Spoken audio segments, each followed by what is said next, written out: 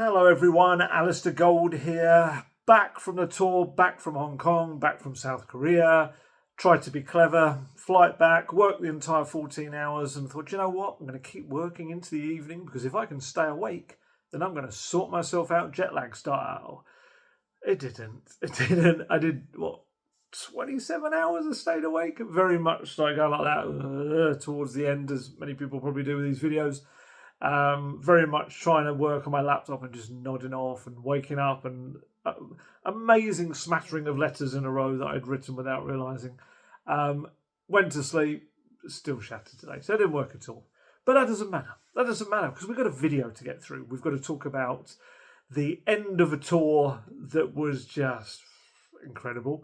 We're going to talk about the transfer situation right now and other bits and pieces, little kind of words I had with Thomas Frank, with some of the players, and hopefully as much behind the scenes stuff as I can pack into this. Might notice a different thing over my shoulder because I felt it was fitting to use my press pass from the last ever Son Heung-min game for Tottenham Hotspur. If you're wondering what these little coloured thing is because in Korea, whereas on a press pass, I don't think I've got one to hand, but in a press pass in the Premier League, they have little numbers on it which tell you which areas you can go into. In Korea, they have these coloured little things which tell you which areas you can go in. Still didn't stop a security guard in the mix zone getting very annoyed with me, with the legendary Son Heung-min from Korea and Jay from the Athletic.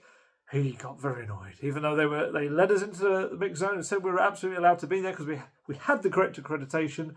He looked like he was about to pick us all up on his shoulders and take us out. Not for dinner, to take us out quite literally. I just thought it was rather fitting to put that there. Because, look, I've had longer tours, I've had more chaotic tours, I've had tours where games have been postponed because of the rain, I've had games where the opposition has had to cancel and other people have come in, we've had monsoons, we've had heat waves, we've had everything. This, even though it was a shorter tour, will still probably be the most memorable tour I've ever covered.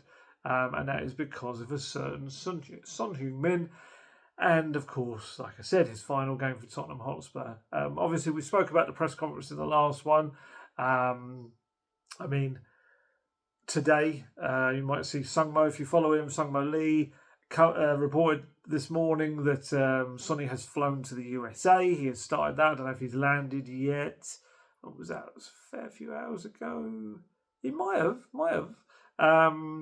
He's obviously moving Sonny to Los Angeles FC, MLS football, a fee that will be more than £20 million. It's going to be a record MLS fee. I am sad, but I'm happy. I think that he gets his fresh start. It's this decade of service at the club. If anyone has earned it, it is Sonny. But there is definitely a lot of kind of looking back and poignancy and emotion about the whole thing. I mean, even for this, all today and for this video, I'm wearing this Sonny's own brand of t-shirts. I bought one, you might remember, last year when I was in Korea. I brought a little toy back for my dog Indy, which the family have already christened Sonny, this little toy.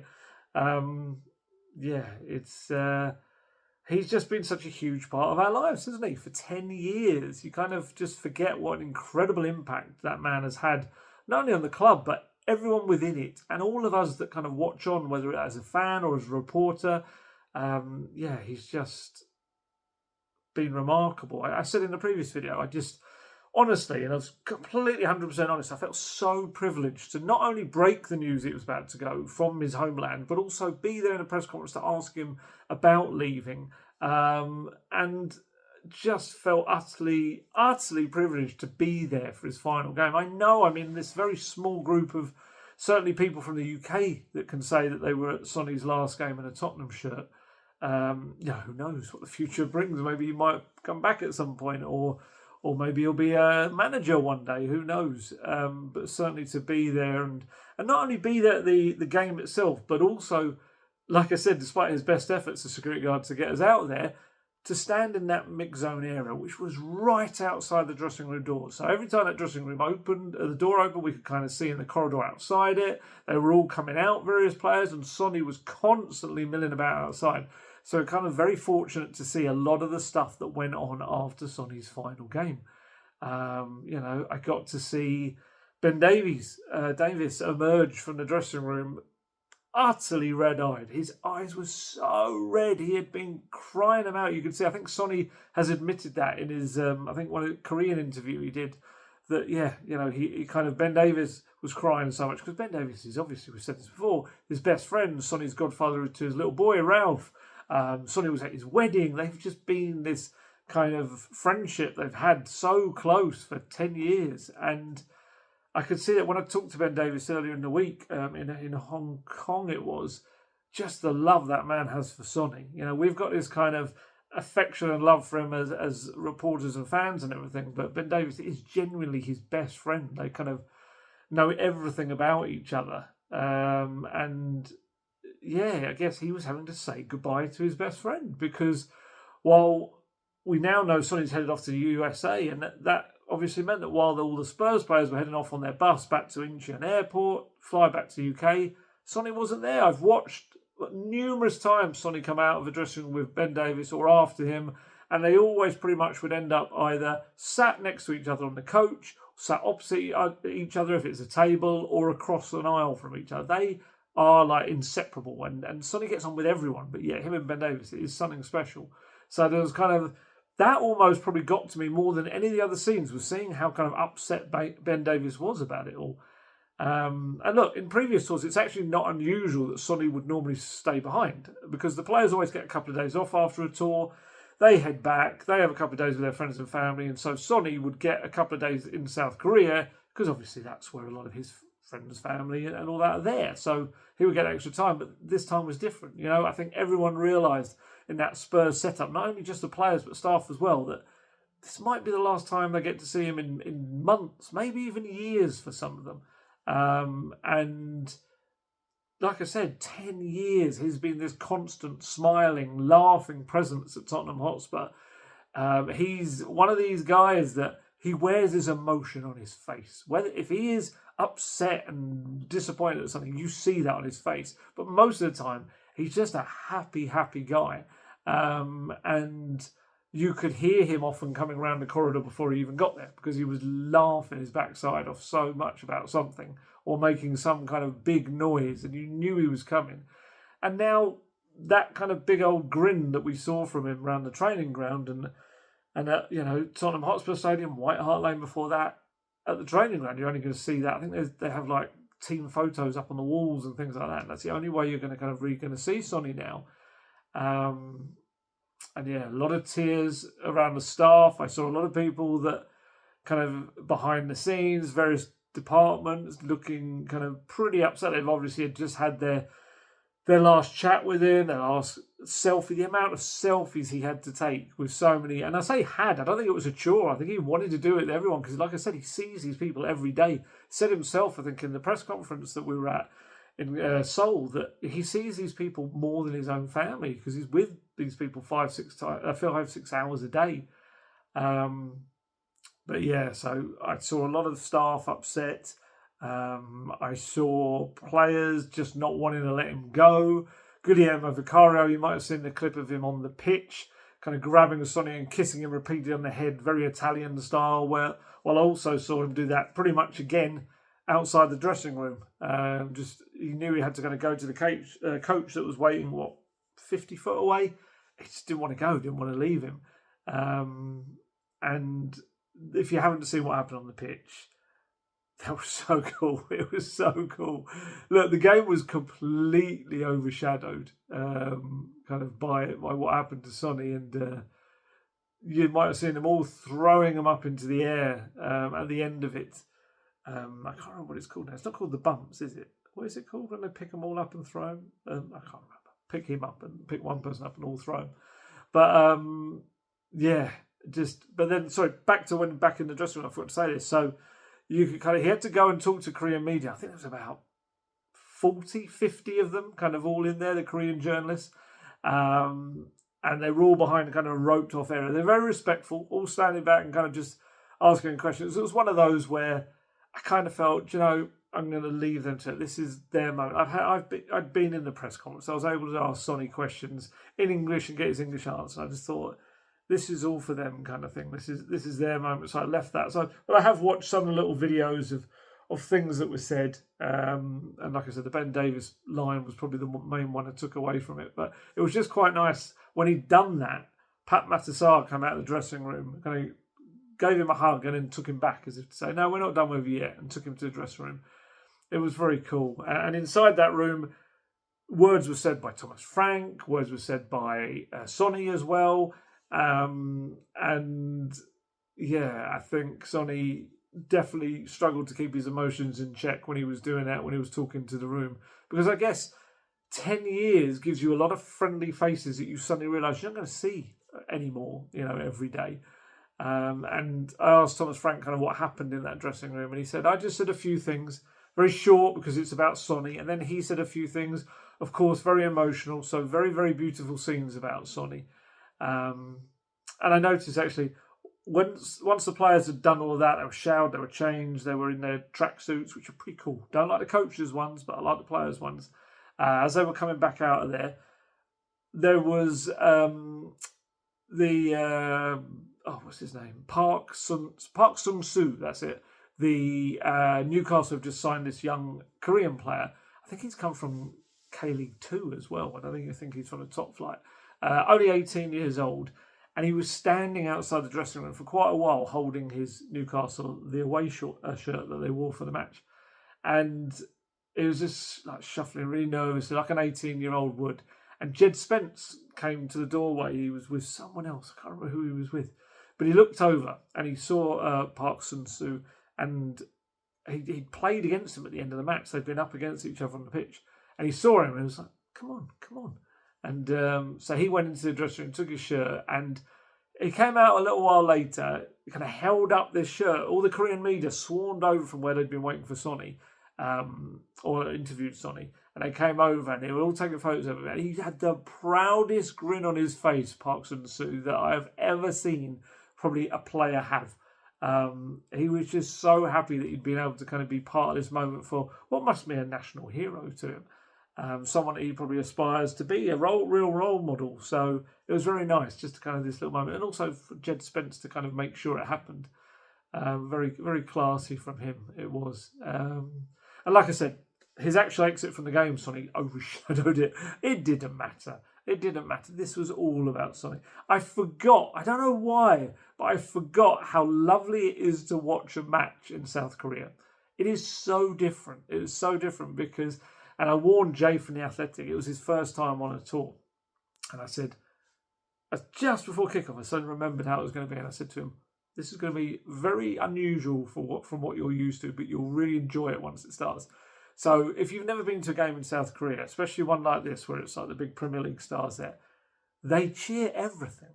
It's fantastic. So if someone else does a tackle and the ball goes out for throw, the entire crowd go mad for it as if they've just scored a goal. It's lovely.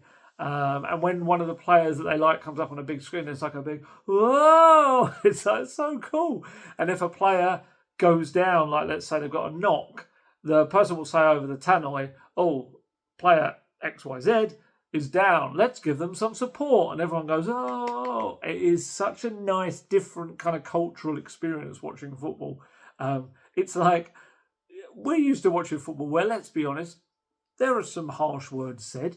There's a fair slice of negativity, let's say, not just from the media, but also from the terraces as well. But in South Korea, it's just overwhelmingly positive. The amount of times you'll hear like, whoa, hey, noises like this. But they're just this massive collective, I think there's almost 65,000 people there. It is some incredible experience. This is the thing, I don't know if and when Spurs will go back to Korea now and how that all works. But I'll be gutted if it's a long time away, because I have been lucky enough to go down 3 tours now. And I adore that place. It is one of my favourite places to go, and I'm desperate to take my family there at some point on holiday so they can experience it. It's such a wonderful place and wonderful people. But yeah, back to the game. Sonny. Other notable moments before that, there weren't many, let's be honest. Anyone that's watched it, obviously we had the 2 goals. Brendan Johnson, lovely early finish, really beautiful rifled effort, bottom left corner of the net. Did the old Sonny celebration as well. Put that right there. Yeah. It looks like I'm covering my whole face, which they never seem to. So a lovely goal. I think the ball was won quite high up the pitch. I think it was Kevin Danso who'd been up the pitch from maybe a corner that was cleared. I'm trying to remember now. And he passed it into Johnson's path. It was a lovely low finish. And yeah, Spurs probably looked the better in moments in the first period of the first half, and then Newcastle started to get chances as well. And then Harvey Barnes kind of squeezed this very powerful shot in at the near post past Antonin Kinski, which he won't be happy with just before the break. But it was all about, I think it was the 64th minute. What had happened, I actually didn't realise what was happening. I remember tweeting about, there's going to be a triple change here. There's 3 players coming on. And then I tweeted something like, Kudus isn't ready yet. He's not coming on. Obviously, being utterly stupid, I hadn't realised that what Thomas Frank was doing was very cool. He was holding back Kudus a little moment, just so a couple of minutes would go by and it would all be about taking Sonny off the pitch. It was perfectly done. He absolutely nailed it, Thomas Frank, in the way that he did it. As soon as Sonny's number went up on the board, as soon as it was held up at the side, the stadium just went wild because they knew exactly what was happening here. And it was almost like, you see this sometimes in games. We've seen it a couple of times when players are maybe retiring or whatever, or they are set to leave. Everything stops and the game just kind of becomes so secondary. And all the players on the pitch from everywhere, like Kinski came out of his goal, crossing to the other half, they're all coming around to kind of swarm around him and hug him and everything. Newcastle players obviously had Kieran Trippier, Sonny's old teammate. Anthony Gordon, who only the other day was saying how Sonny's one of his favourite ever Premier League players. He's like a role model to him. And yeah, loads of Newcastle players all wanted to say goodbye as well. And Eddie Howe afterwards said, I think it was very instinctive from the players. I think that speaks volumes for him as a person and him as a footballer, that both teams recognise the way he's played the game. He's seen as one of the Premier League's great players. I've never had the pleasure of working with him or meeting him and talking to him, but I'm sure he would be the same as he is on the pitch. He is. It's certainly from my experiences anyway. I'm not certainly someone that's been there and sat and spoken to him for ages and ages and ages, but I've asked and put a fair few questions to Sonny, and he's always been good form as well. So all the players hugged him, went off. They quickly arranged this kind of guard of honour that he went off to, slap him on the head as he went by, as players do. And I think he was managing to just hold it all together until the moment when he kind of hugged Kudus and he crossed that white line. It was almost like the white line was the symbolic, that's it, you've crossed the line. You are no longer going to be playing for Tottenham Hotspur. And just, woof, the tears started to come down his face. He went over and hugged Thomas Frank. And I think the idea was all the subs and the staff were waiting for him in this line, and he got through about 2 or 3. And I think they could tell he's not going to make it. He's got absolutely no chance of getting down this line. And they all just swarmed in this massive group hug. It was very sweet. It was very kind of tonally perfect. It was just lovely. And he went to go and sit down in the dugout, tears rolling down his face. They showed that on the big screen, and I don't think I've ever heard 65,000 fans let out a collective wail at their national hero's pain. They were so upset to see it. It was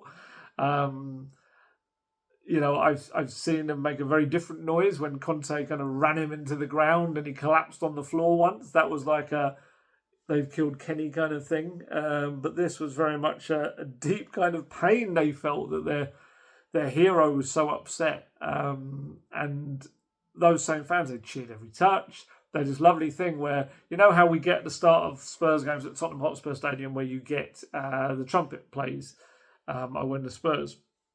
They had a trumpeter here who kept coming up on a big screen, and I think they did it twice, where he would play Nice One Sonny, and they would have the lyrics on the screen for them to be able to say in English. And again, was really nice, and the fans kept showing the love to the other players as well. You know, there was James Maddison, Mickey van der Ven warming up in the first half down that touchline. They got a massive ovation, and then a big ovation for young Yang Min-hyuk as well when he came across. There was a nice little moment when Maddison kind of ruffled his hair and said, "Go on, lad, you go and get your acclaim," which was very nice. Poor old Maddison. It's like everything that was beautiful about that night for Sonny it was a night of pain for Maddison in every sense.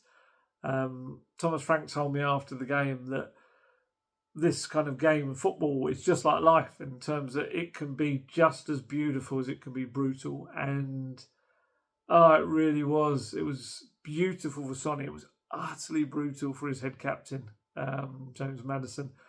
You might have seen the incident by now. It is so unremarkable. It was so nothingy. Nothing should have happened in that moment.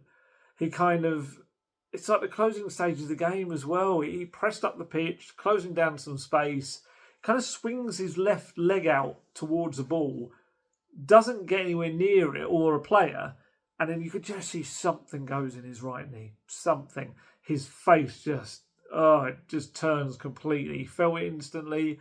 Signals to anyone watching that something has gone wrong. He kind of hops for a little bit and he just falls to the floor. And his face was utter devastation. It really was. You could see teammates gathered around him looking completely concerned. Sonny on the bench had his hand over his mouth. He was absolutely shocked at what was happening. It was just like such a sour kind of way to end the game after all the stuff that had just come before it. And it's just so sad for Madders because he hasn't even started a game yet in pre-season. He's been out for 3 months with a knee injury. Came on right at the end, didn't he, of the previous game in Hong Kong against Arsenal. And here he was getting, what was he getting? Was it 15 minutes, 20 minutes? I can't remember. It wasn't long. He just didn't quite get through the game. And there he was being stretchered off. It was horrible, absolutely horrible. And I did see him after coming out of the dressing room and I just saw a totally gutted man. He was on crutches, had that one of those tracksuits on I was talking about, but he had the hood pulled so far down he didn't want to make eye contact with anyone. And understandably so. He must have felt hollow inside, absolutely gutted. I just can't even imagine what that must be like to be injured and come back and manage to fight your way back from it and get injured within your second game of coming back. It's just rubbish. I always remember speaking to Terry Dixon, the young Spurs player who could have been a superstar, but injuries, especially knee injuries, actually just kept going going the wrong way for him. And he came back either, I think, might have been his second or third game and just went his knee. And that is, unfortunately, it's one of the most problematic parts of the body, isn't it, really, for footballers, because there is so much happening inside that knee that you need to be a footballer. That's the weird thing. It's like, and I'm not saying that's what this is, but I think we've got MCLs, you've got ACLs in the knee as well. You can do the most serious one in your knee, your ACL, and still be able to walk. But you can't just do anything else on it. You can't twist, turn. There's no strength in the knee. Just rubbish for him. I do feel so sorry for him. I feel like he's had one of those careers, Madders, hasn't he, where there's been the odd season where he's been mostly kind of available. I'd say actually last season till right at the end, he was mostly available. And, numbers-wise, because of that, was one of his best. But it just feels like there's always, in each season, just a really irritating injury that just stops him from really hitting another level that he's got within him.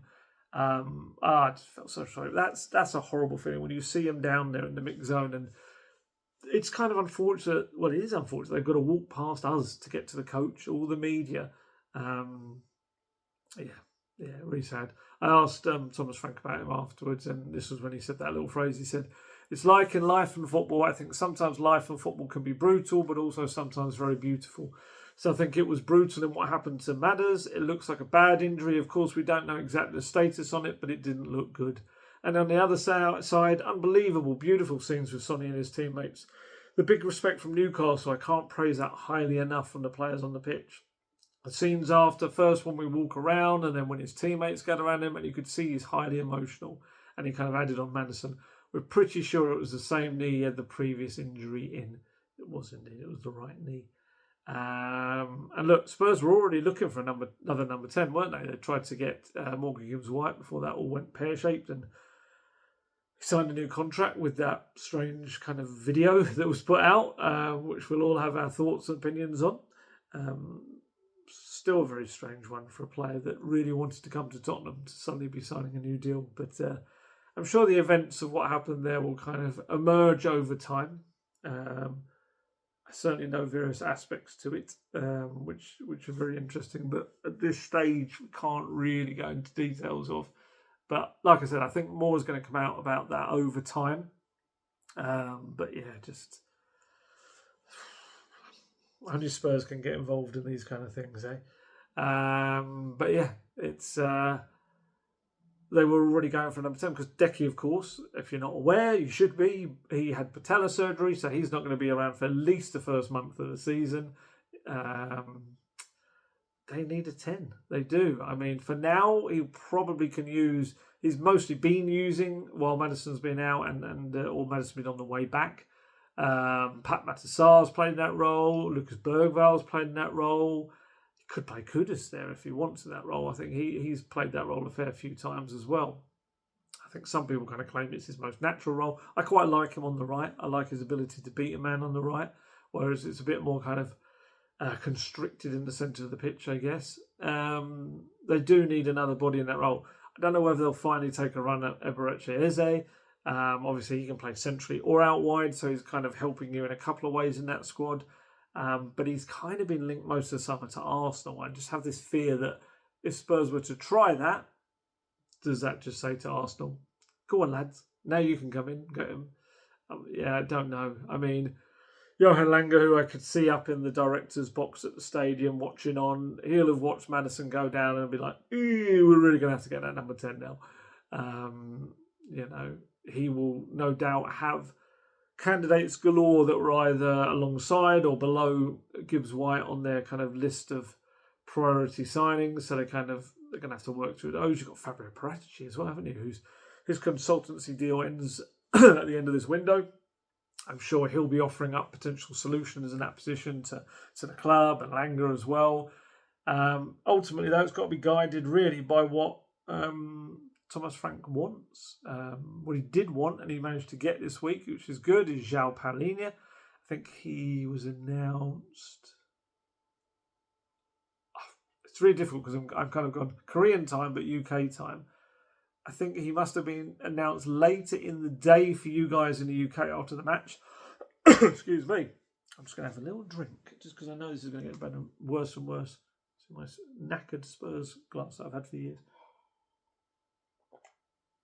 Yeah, with João Palhinha, I think for us it was the middle of the night in Korea, but I think for you guys it was later that afternoon, evening. I'm sure you can tell me.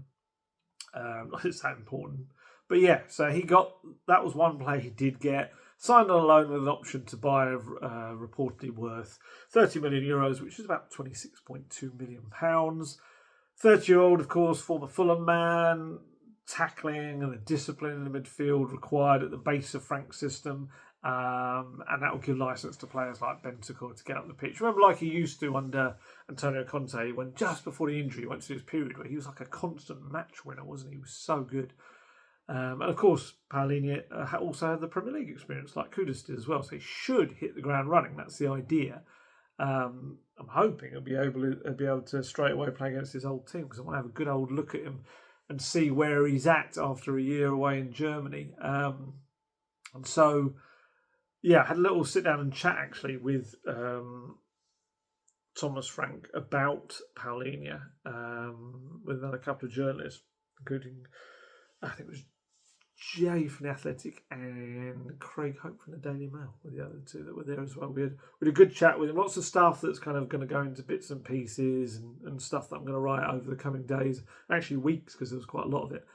But one of the things I asked was about Palhinha and what attracted him to him. And he said it was always his abilities. And if you look at the squad, I don't think we have his ability or package as a clear number 6 with his profile. I actually think Rodri can play there as well, but I think they could complement each other well in there if, for example, it is those two or also other players. I think Pat Matasar is extremely promising. We have Basuma, Bergval as well. But Palhinha's defensive qualities, his ability to be in the centre of the pitch, Very disciplined, his distribution, short, diagonal passes, in behind, and then his ability to break up play. Especially if you're playing away from home or against good counter-attacking teams, it's very important to have one that is not running away or gets attracted to something. His set-piece ability in both boxes is a key thing, and he has some experience, which is good. So he is going to just sit there absolutely in that position, waiting to kind of mop up.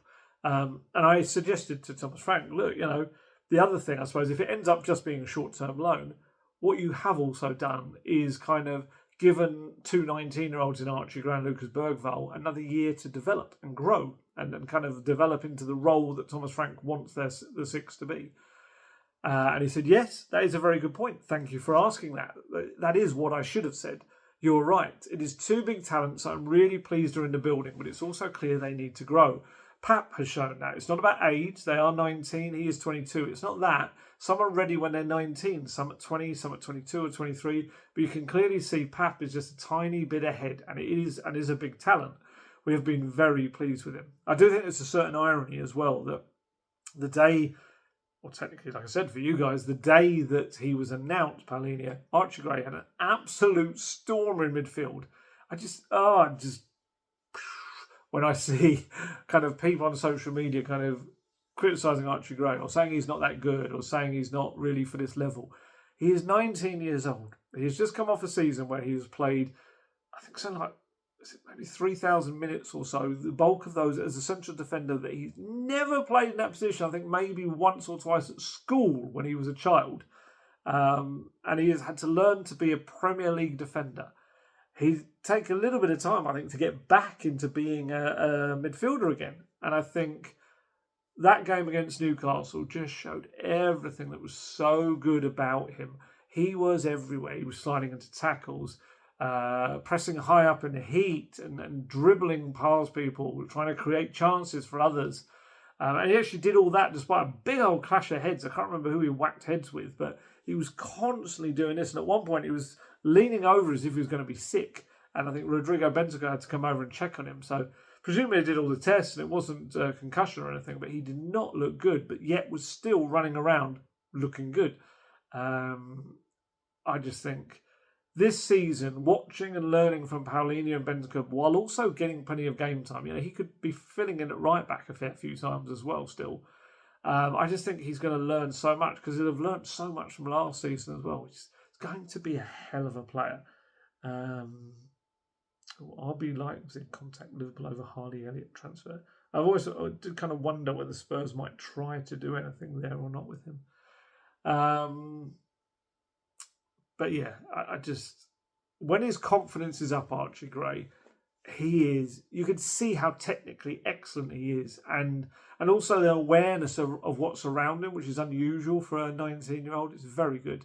Thomas Frank knows he can become a star. He absolutely does. But he just needs to be brought along carefully. And he said actually after the game, Archie Gray stood out. I think he was really, really impressive. I like the way he was carrying the ball forward, his roll down the side and the half-space runs. And I also think his aggression in the duels and the pressure was very good. So yeah, I'm hoping we see kind of much more of Archie Gray as the season goes on. Like I said, I think in an ideal world, if it was a bigger team or more quality in it, you'd be able to loan him out, which I think obviously would look awful for a £40 million player. But I think he kind of needs to be playing week in, week out. I do think he needs that. But like I've just said, I also can see the benefit of him learning from players like Bentancur, because Bentancur is just class personified in the way he plays, and you can take a lot of that, but he'll also be able to take a lot of Palhinha's game with the tackling and the discipline of his role as well. So if they can kind of create an amalgamation of Bentancur, Palhinha, and what Archie Gray has already got, he should be a superstar, I think. Let's talk about a little bit about transfers. We kind of touched on it with the number 10 stuff. From what I understand, Spurs are prioritising now a number 10 and a new senior centre-back to come into the squad. And when I say senior, they could be younger, but have played a large amount of games and had a large amount of experience in a top flight in their kind of country. And like I said, need for an advanced playmaker is clear. It's been there already before Maddison's injury, and now even more so. From what I understand, the Spurs are confident they've got the funds to carry out what they want to do in the transfer market, so that's a good thing. Just need to do it, but it's a good thing that they think the money's there. I mean, look, they're bidding for Gibbs White, the money is there, especially when you're bringing in Paulinho on a loan as well. But yeah, like I say, prioritising the advanced playmaker, the number 10, and a centre-back. Look, of course, you've got to caveat that with any transfer window, an opportunity can suddenly arise. And I know it sounds like a cop-out, but that's the transfer window. The amount of times that a club or Spurs even will be suddenly linked with someone out of the blue because it's like a merry-go-round. Sometimes a player will join a club and that suddenly allows another one the opportunity to leave that you didn't think would ever be leaving that club in the first place. And suddenly the deal is there to be done. Like Spurs, I don't think Paulinho was going to be ready. Available. And Thomas Frank admitted that when we kind of spoke about him. He said, I was a bit surprised he was available. Sometimes that happens, A coach might change and the new manager doesn't like a player.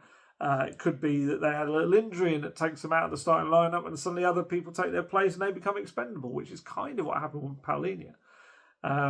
So those are the two main positions. But of course, other people could come on the market. They're just like, yeah, we're going to do that. We've seen that a few times over the years. We're supposed to have signed someone, you're a bit like, you've got a million of them, but they just thought it's such a good deal to improve the quality within the squad, we've got to do it. So, I mean, the centre-back situation, I can already hear, and to be honest, when I first heard this as well, I was a little bit like, another centre-back? But then kind of as the week went on, these last couple of days have gone on, I've kind of seen... I think I can understand why.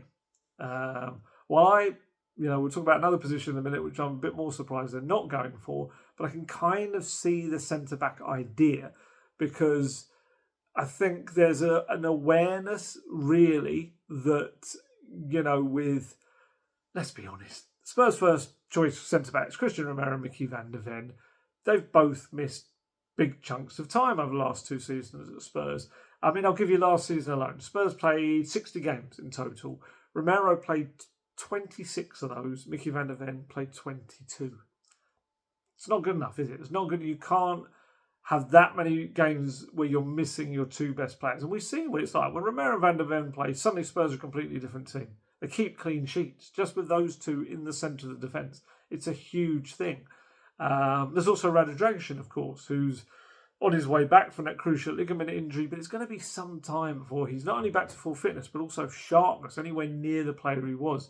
Actually, a little bit of bonus extra news we had on him today, didn't we? That he's now swapped a number 3 shirt that he wears for Romania. He's got that, obviously, Reguilon, wasn't it? Reguilon's gone. That number 6 shirt is now freed up for Paulinho, which he has worn for his country and also for Sporting, I think it was in the past as well.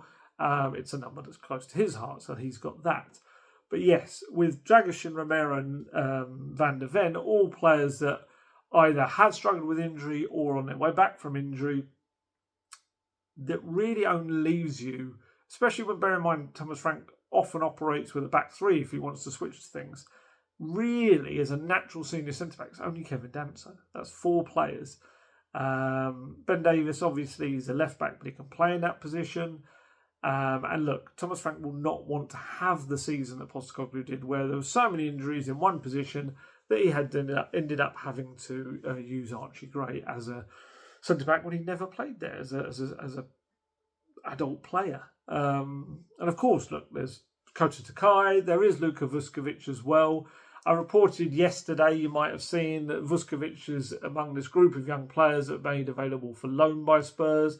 Includes Jamie Donnelly, Will Lancashire, George Abbott, Jan Min Hyuk, Tyrese Hall, Alfie Devine, Dane Scarlett. It's just to get the minutes. Will they regret that? If they kind of have to call upon the homegrown players? Maybe, but that is the choice they're making. Tyrese Hall has gone off to Notts County already. Will Lancashire's gone to Oxford United. And Jamie Donnelly's about to go to Stoke in the Championship, joining Ashley Phillips there. Interestingly, they're all clubs that Spurs dealt with last season with loans there. George Abbott went to Notts County, didn't he? Dane Scarlett went to Oxford, and Ashley Phillips was already at Stoke. With Vuskovic, from what I understand, there's a whole long line of clubs that have been really interested in loaning him out, but some of them wanted to put in an option to buy, and Spurs just went, no, you're all right, get stuffed. And so that hasn't happened. And that's kind of left this core of 4 or 5 clubs that are happy to take him on a straight loan. I think Hamburg are one of those. They've got a long-standing interest in the teenager. I think there's a family connection. Does his brother play there, I think? I saw something about it earlier. I should have read it properly, but I'm sure you can tell me in the comments. But I think there's a family connection. Either his brother still plays there or did play there. But yeah, so there's that to happen as well. All these loan moves. So yeah, Vuskovic, just a case that I think they feel that getting him regular football is more useful to him at 18 years old than it is kind of being in and around the first team at Spurs and mostly watching on. I think you'll have seen in pre-season thus far, he's been using Dancel Davis as the kind of others with Romero and Van der Ven, mixing it up sometimes. But Vuskovic has kind of been coming on at the end of games and things like that. And there's the thing, look, Vuskovic is terrific going forward, and it makes him very flashy and exciting to watch. He's brilliant technically. He's got the size, he's got the profile. He's obviously kind of beyond his years in the way he plays, but also defensively, there's a lot to learn. Of course there is. He's 18 years old. There is no 18-year-old centre-back that is a finished article. That would be weird. So I think from Spurs' perspective, and look, I would love to see him stick around, but they think it's better for him to go out on loan. I should say, while I'd love to come in there with my opinion and say, hey, Thomas, keep him, you mad fool, I have nowhere near, not even a crumb of the expertise that Thomas Frank has with young players. Because don't forget, Thomas Frank worked, didn't he, in the Danish FA, in the international youth side. He managed to say he helped kind of Christian Eriksen, Højbjerg on the way to what they are now. Christian Norgard as well. He knows when a player is able to perform and when he is able to be ready to be in a senior environment regularly. And if he sees things in training, he sees things in matches, and decides Vuskovic just needs a kind of a year or so to just to get that kind of feeling and knock him up to another higher level than he's been before in Belgium and Poland before that. And look, there's so much time on his hands. At 18 years old, there is time, absolutely. So yeah, I would absolutely in those situations defer to the man that's got tons of experience in developing young players. And Takai, I forgot to mention, of course, it's got this plantar fascia, which I think is the pain underneath your foot, isn't it? He remains currently part of the first team squad, but I think they're going to analyse that, assess it later in the window, see where he's at and see who comes in and what they're going to do. I mentioned Norgard there. From what I understand, and I think it was out there, I don't think it's any secret, Spurs and Thomas Frank wanted to bring him into the club early this summer, but obviously a certain club down the road wanted him, and he kind of set his mind on going there. He wasn't the only Brentford player. Obviously, we know Brian Mbeumo. Spurs and the club wanted to bring him there, but he just wanted that United transfer. I think there certainly is interest in Johan Visser as well, but I think from what I understand, at the moment, with Solanke and Richarlison there, and Tell able to play out front, Kudus can play out front. He played pretty much most of the last season up front for West Ham. They're kind of feeling a little, there's not space right now for someone else. I think even if, let's say, Richarlison were to leave, I'd be stunned if Brentford let Visser go. They've lost so much, haven't they? They've lost Norgard. They've lost Mbeumo. They've lost... did they lose their keeper as well? Can't remember now. But obviously, they've lost Frank. They've lost Chris Haslam. They've lost Justin Cochran. They've lost Joe Newton from the Alice staff. They've just lost loads of strength and conditioning. They have been gutted, essentially, of a lot of good key people in that club. I just don't see how you can let Johan Visser go. I just think that would be mad. But yeah, I mean, I think if Richarlison were to go, then they'd look at another striker, of course. But I think at the moment, I know what you're thinking, and I'm thinking the same thing. There's availability with Richarlison. Of course, that's an issue. Dominic Solanke, unfortunately, has got an ankle problem at the moment, but he did say, Thomas Frank, didn't he, ahead of the Newcastle game, that if he wasn't ready for that, he would be back for Bayern. So we'll see whether he's at that stage yet or not. He was been on the bench for both games, but not available as a sub. He was there with like just his trainers and little white socks on. He had other clothing on, not just those two things. But yeah, I get it with the Richarlison concerns. But what I would say is, if they can get Richarlison right, if they can get him fit, I just think he's a really good forward. I think he brings so much, and I can see him getting sharper in these games. Be good to see him against Bayern and where he's at. And look, if there's an injury before the end of this transfer window, I think it kind of forces Spurs into doing something. Or perhaps a big bid comes in for him and he thinks, okay, well, I definitely play week in, week out there. I just think Richarlison loves Spurs. I think he really loves being part of the club and everything. And I don't think it's as easy as just saying, get out. Because he is a very popular man with inside that club. I still swear he speaks better English than he makes out as well. I don't know why we haven't got an interview with him. But maybe it will come. Maybe it will come at some point. And yeah, I mean, what other bits and pieces have I learned while being around the tour? I've learned that Thomas Frank definitely has a very big soft spot for Wilson Odobert. Absolutely really rates him and thinks he's going to be very good. He's been kind of obviously concentrating and working with him in recent weeks. I think he's really liked what he's seen. So I think he'll probably be given a big old chance to fill the considerable boots of Son Heung-min. And obviously you've got Matisse Tel there as well, his France under-21s teammate. Brennan Johnson can play on the left as well. We've seen him do that a number of times. And actually Richarlison and Kudus can also play on the left. So I know there's been this big thing about, we need another winger, but I think you'd always love another attacking threat up there. But in my mind, I think with the options there you've got in Kudus, Johnson, Odobert and Tel and Richarlison, 5 players there, all able to play on the left if needed. Every one of those players can play there. Every one of those players can play on the right if needed as well. It kind of allows you this little bit of depth. And look, people have different views on the quality of those, whether they think they're good enough to be Champions League players or not. But Tel has played a lot of Champions League football for Bayern. Kudus has played a fair bit of Champions League football for Ajax as well. And I don't think you can kind of just rule them out like that. And there's Mikey Moore, obviously, at Rangers. I was just keeping an eye on them and seeing how they're doing. That's I've just seen some stuff about the number 10 stuff, which is exactly what I was about to lead on to say, is that I think if you could get a number 10 who could also play on the wings, then you're probably doubling up your chances of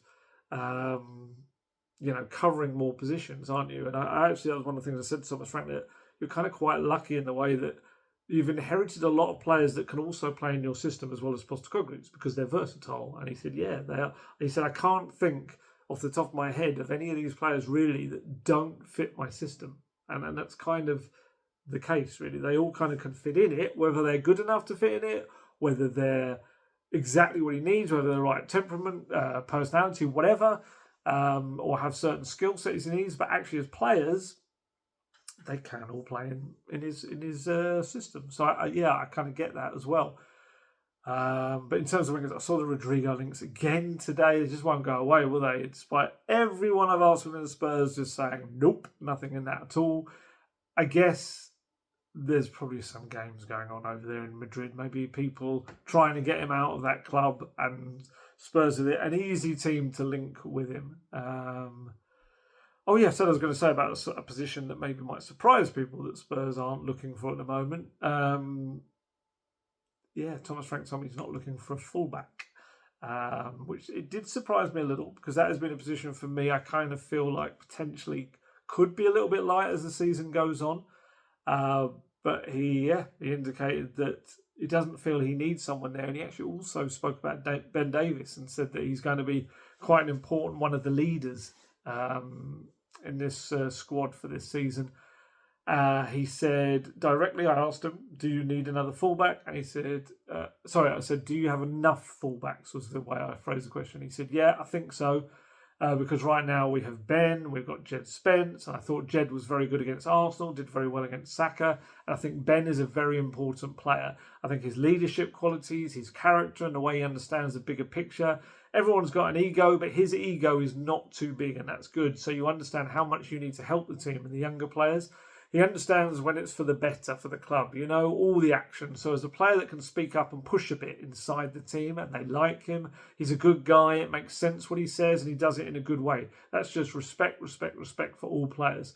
Some win respect by being the top player, and Ben is still, by the way, a very good player. So when you do the other things as well, I think you win more respect. And don't forget, I know there's some people who are just not going to have Ben Davies, but there's no coincidence that every single manager has loved Ben Davies in some way, and he has played for them all. I think Nuno was the only one that didn't particularly kind of get him or want him, but every other one, and that's. It's not there's this thing of like, the club tell the manager they have to play him. No one does that. You see the amount of players at Spurs that have just laid there on the fringes doing nothing, and Ben Davies has not. It is not. No manager is being told to play him. They just see something in him that they like and find useful and helpful. And I think with Thomas Frank, very similar to Mourinho, Thomas Frank's back four is similar in the aspect of. Whereas, we had with Ange Ball, we had often both fullbacks bombing on or inverted. They would kind of do either or. With Thomas Frank, it's a bit like Mourinho in that in possession, one of the fullbacks is up the pitch and the other three defenders form what is essentially a back three. And so in that scenario, Ben Davies becomes quite an important player. And that was exactly how Jose Mourinho said yes. I think I asked him a very similar question, whatever that was, 5 years ago. Or so, and he said, he's a really important player for me, and he plays the role of, was it Azpilicueta, I think, in that he can come inside and make up a three at the back. And I think that's something we'll see at times over this season with Ben Davies.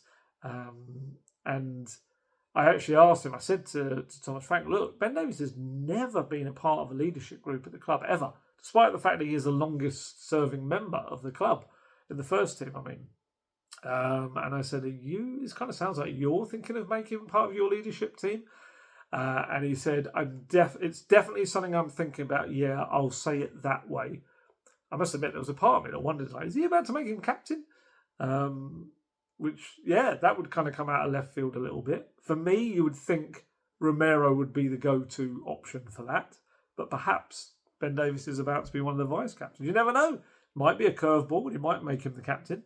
It definitely has a lot of respect in that team, but I think my doubt would be whether he would be playing week in, week out to be the captain. I think he will play games because of the amount of them this season, but I don't know whether he's in your starting 11, and that's what kind of I feel like your captain should be. So that's where, for me, it would seem, unless you have a club captain and then a captain that matches. We've seen that before with, who was it? It was Michael Dawson was club captain. Or was it Ledley? Or both at different points. But then the captain on the pitch was often... Was it Hugo in that final? Remind me. I'm too tired to remember. Sorry, that's an utter cop-out, I know. But yeah, it was interesting because I spoke to Ben Davies in that interview I did, which I really enjoyed doing. And I asked him about his future, and he was like, look, I don't really know. I said, I can't give you a definitive answer because I don't know what's happening. But it sounds... like Frank does know. I feel like I'm kind of the go-between here. I feel like I shouldn't be the one that has to tell Ben Davies, by the way, Thomas thinks you're really good. I think it should be, I'm sure he has told him. Actually, that was one of the few times I've apologised to anyone after an interview. I said to Ben as he got up and started to walk away, when he was kind of saying, like shaking hands and stuff, I said, I'm sorry I had to ask you about your future, but it's just something we don't know what's happening with you kind of thing. And he was very good. He said, no, you should absolutely ask. It is a very real thing. It's like, I've only got 11, 12 months left on my contract.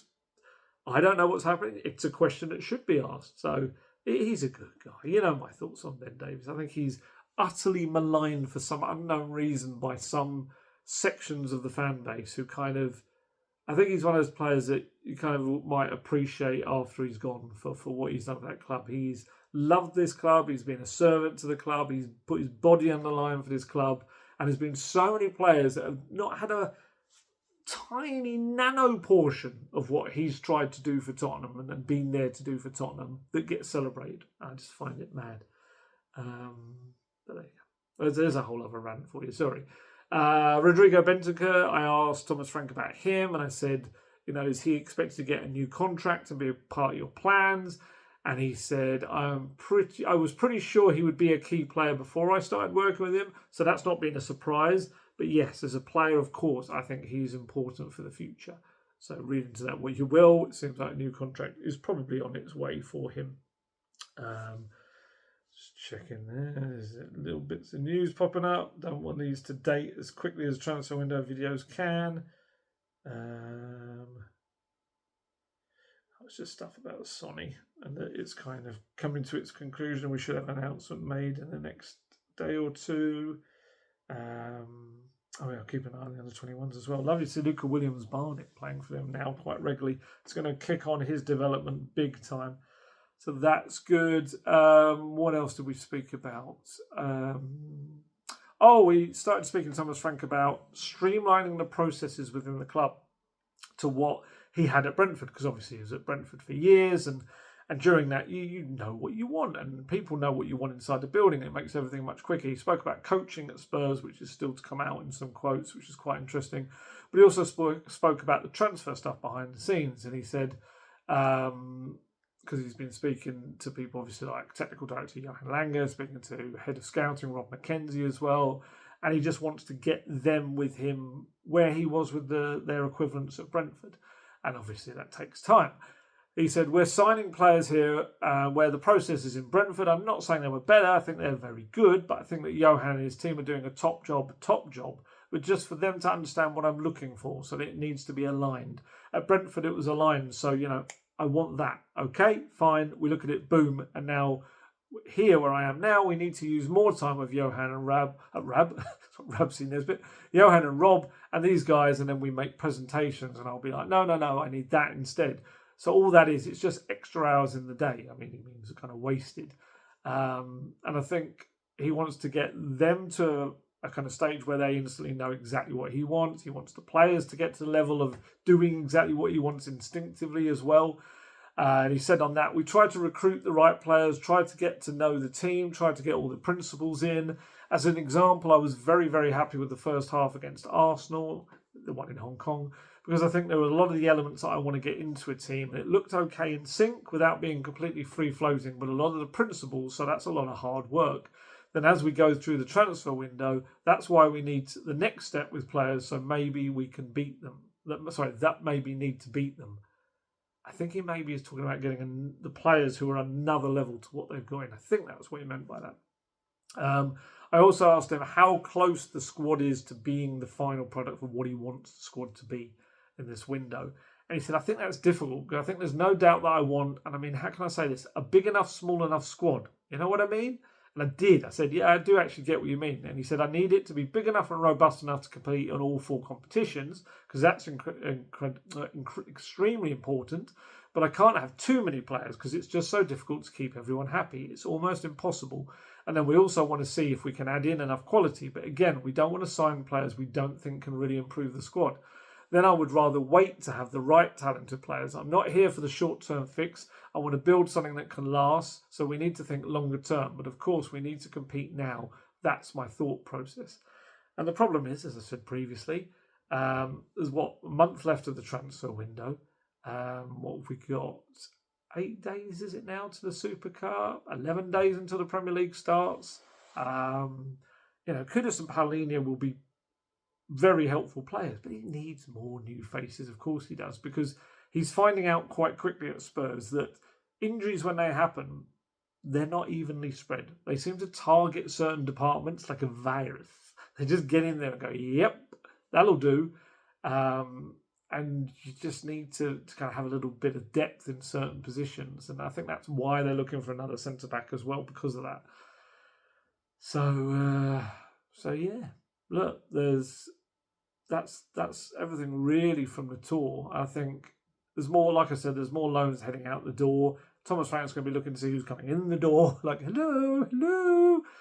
And it needs to happen because especially that number 10 right now. Like I said, a versatile number 10 would be great. I think that was the point of Gibbs White, was that he could play as a 10. He could play in a deeper central midfield. He could play on the wing as well if needed. I think it actually might have seen him play as almost like a striker, a support striker at times too. So they kind of need someone else that's going to come in and be of similar proportions. I don't know what the right word is, but skill set is probably a good one. But yeah, so it was an incredible tour. It was a busy tour. It was a kind of squish tour into 7-8 days or so, rather than the usual 12 or 13.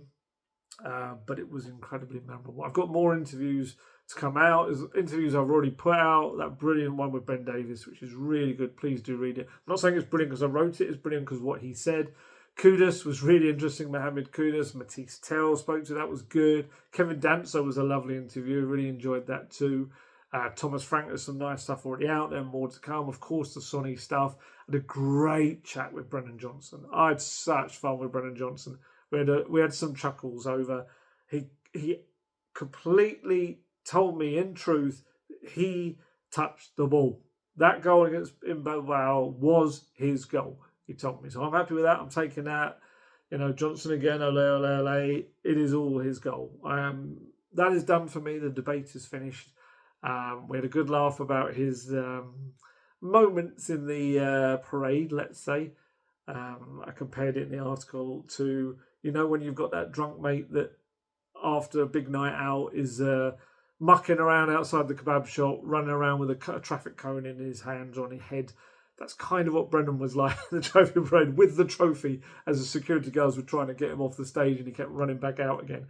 And I think one of the things I asked him was like, do you actually remember much from that parade? He was like, yeah, I remember everything. I remember thinking how huge this football club is. And it's a really nice interview. I put it up today. Have a look on my social media platforms. It's on there. He was talking about the stuff he needs to improve on. He knows he needs to improve on beating his opponent in 1v1 duels. He knows that. Kind of like if he and Kudus could be combined, there would be a super player, because Brennan Johnson knows exactly where to be in the box to score goals. 18 goals last season. You don't get that. Everyone goes, tapping at the back post. Yeah, because he's there. He's got terrific ability to read where the ball's coming and that movement anticipation. That's what strikers do. Lineker would score a lot of goals just in that box. It doesn't mean he was just like, lucky tapping Lineker. He just knew where to be. And yeah, I think he's got that, but does struggle to beat his man in a 1v1. That's something he's got to work on. But also, Kudus can beat his man in a 1v1, but the end product maybe hasn't been there consistently.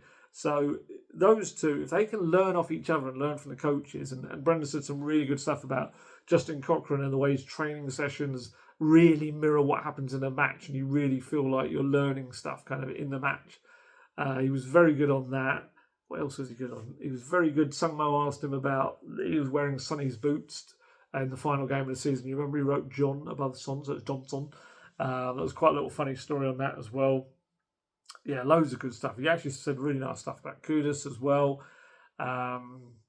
He just looked really happy and comfortable within himself. He had a tough season last season in terms of the social media abuse, everything that went with that as well. And he bounced back, scored in all those games in a row, and he ends up being the hero and scoring the winning goal to give Spurs their first trophy in 17 years. He'd learnt a lot. We had a really, really good chat. It was myself, Jay, and Sungmo with him. And he's just so much laughing. He was pretty much like laughing or giggling before most of the answers. Just really happy, and that was lovely to see. And I think he'll have a bigger season than people expect. I think he'll push on this season, and because don't forget, Thomas Frank wanted him at Brentford. They tried to sign him, and Spurs grabbed him away at the last moment. So he had plans for him, and he will do exactly that at Spurs. Whether it's on the right, whether it's on the left, whether it's playing off of a striker, he will have a big part to play in this big season with lots of games. So do not write Brendan Johnson off. Write him off at your peril, because I think he's going to have a very decent part to play. What else was I going to talk about? Some more articles to come. Which ones haven't I put out yet? There's more from Thomas Frank sit down that we had. Vicario, had a good chat with him that's to come. I think we're kind of saving that ahead of the Super Cup because it's in his hometown of Udine. Ledley King, had a good chat with him as well. Stuff to come from him. And yeah, time to head off, really. I've got to go to sleep. Well, I've got to upload this before I go to sleep. Back at work tomorrow. Fly off to Bayern. It's a bit of a kind of fly in, fly out for the Bayern game against Spurs. Just pretty much there on the day of the game and then fly back the next day. But it'll be good to see, obviously, Harry Kane in action against his old team. João Palhinha as well, hopefully in action against his old team. Hopefully Solanke involved, we'll see. It's such a quick turnaround, isn't it, from the games, from the tour games he missed. But I'm looking forward to that. And yeah, then it won't be long until the Super Cup and the start of the Premier League season rolls around. But got to get some new faces in. Need some bodies. They need some players still to go out the door as well. Forget about Brian Hill still there. Manor Solomon, injured. What's going to happen to him? And I didn't even want to bring up European numbers to Thomas Frank. I was like, he doesn't need that now. It's so early in his tenure. He doesn't need to have that weight. And I'm sure people in the club have told him this. This is the other thing as well. When people say, we need this, we need that, we need that. 21 players is all you can put into that. Europa League, we're not in that anymore. Champions League squad. 21 players, not including Brandon Austin, can fit into that. Think about it. Think about your 21.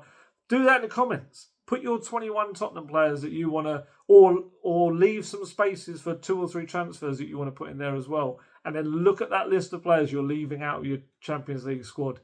And it's just not doable. You can't just go out to players and go, thanks for everything, lads, unless they are truly not part of the future of the club. You can't, Yeah, it'll be very interesting to see what this season brings. I can understand the frustrations that the transfer window has not been good enough, absolutely, in terms of, I think Palhinha and Kudus moves are good. I think Takai hopefully will be good for the future, but not getting Gibbs White for certain circumstances, was not ideal in any way, shape or form. I think if he's in the door with Kudus and Palhinha, you're flying. I think it's a really good way. Even with the Maddison injury, I think you're kind of covered for that. Whereas right now, it feels like a transfer window that hasn't done what it needs to entirely yet. So there is still, the 5th, just under a month left to go. Was it just over 3 weeks, maybe is the best way to put it. So they need to get their backsides in gear. But, hoping that some of even I know the Newcastle game was couldn't tell too much from it, but you can definitely see the defensive structure is there. I think you can see that. It's going to get its toughest test, really. Bayern's a good warm-up as well, ahead of PSG. But it definitely feels like there's starting to build something within it. I want to see a little bit more on the attacking side of things as well, because I think we know how we're gonna react if the team becomes more defensively solid than it is creating stuff. We know what we're going to be like, including myself in that. Because we've been there, and it kind of, there's only so long you can be defensively strong if you're not going to score goals. So we'll see. Right, time to upload this, then go to sleep, try and claim back some of my hours that I lost in the long flight over, and I will try to talk to you after the Bayern game. I'm not entirely sure when that might be. It might actually have to be the night after. Probably will be. I'll try and fit that in. So what's that? It's Friday night. We'll have a go anyway. But yeah, time to head off. As always, stay healthy, stay safe, look after yourselves. I'll catch you later. Goodbye.